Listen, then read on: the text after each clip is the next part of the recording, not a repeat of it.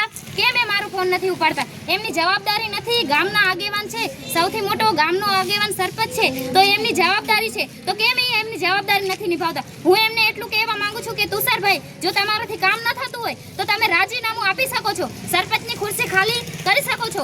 સરપંચ બનવા માટે લાઈન લાગી પડી છે. એવું નથી કે તમે સરપંચમાં રાજીનામું આપશો તો સરપંચની ખુરશી ખાલી રહી જશે, એવું નથી. તો તમને હું એમ કહેવા માંગુ છું કે તમે તમારું કામ નિષ્ઠાપૂર્વક કરો અથવા તો તમે સરપંચની ખુરશી ખાલી કરો. કાલે જ મારી સાથે એક બનાવ બનેલ છે જેમાં મેં દારૂની રેડ કરી.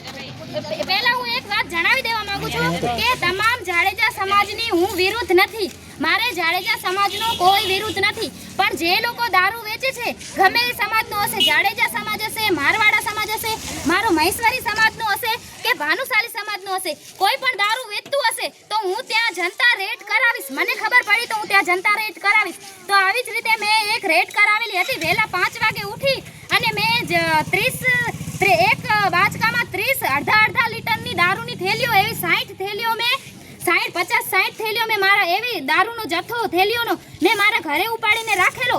અને આ જ બાબતને લઈને મેં એ લોકોને ધમકી આપેલી કે તમે લોકો, હું વિડીયો વાયરલ નહીં કરું. મેં એમને સમજાવેલા કે હું વિડીયો વાયરલ નહીં કરું, ભાઈ તમે દારૂ બંધ કરી દેજો, સ્વેચ્છાએ આવો. મારા પાસે વિડીયો પડ્યો છે, પ્રૂફ પડ્યું છે કે એ ભાઈએ મને એમ કીધું ભલે અમે દારૂ બંધ કરી દેશું. તો પછી હું બપોરે આ બધો સમગ્ર ઘટના પૂરી થઈ ગઈ કે હવે અમે દારૂ બંધ કરી દેશું અને મેં એમને સમજાવી દીધા. પછી હું ઘરે ગયેલી ને 1 વાગે હું કપડાં ધોવા ગઈ તો એમના 40 માણસો ફરી આવ્યા મને, ને ત્યાં મારું મહેશ્વરી સમાજ કે અન્ય સમાજનો કોઈ વ્યક્તિ ના હતો.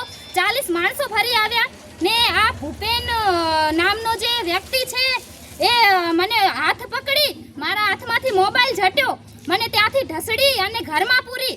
મારો 2 વર્ષનો આ દીકરો છે, એ મારા દીકરાને મારા હાથમાંથી ઝટ્યો. પછી એ બહારથી કરી દઈ દીધી ને હરિસિંહ સવાસિંહ જાડેજા એમને મને એમ કહ્યું કે આ રાન દારૂ બંધ કરાવવા નીકળી છે, આ રાનને મારીને ઘરમાં પૂરો.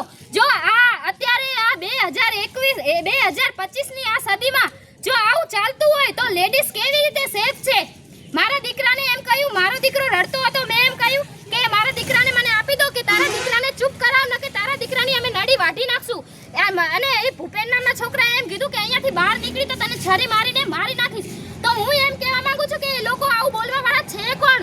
કાયદા તમે પોલીસ સ્ટેશનમાં અરજી આપી? પોલીસ સ્ટેશનમાં શું આપો? પોલીસ સ્ટેશનમાં અમે અરજી આપી છે.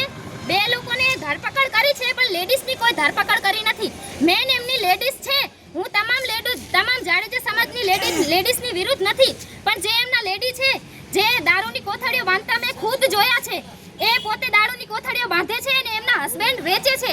તો હું એમ કહું છું કે અમારા સમાજની મહિલાઓ છે 8-8 કલાક એ તડકામાં કામ કરીને 300 રૂપિયા મજૂરી કરીને કમાય છે, તો એમની લેડીઝ કેમ ના કમાઈ શકે? કેમ એ લોકો દારૂ વેચે છે? ને મેં એમને એમ કહ્યું કે તમે દારૂ કેમ વેચો છો? એ લોકો મને એમ કહે છે કે અમે તો આ મજૂરો માટે દારૂ વેચીએ છીએ. તો મજૂરો માટે તમે દારૂ કેમ રાખો છો? મજૂરીને તમે મજૂરી નથી આપી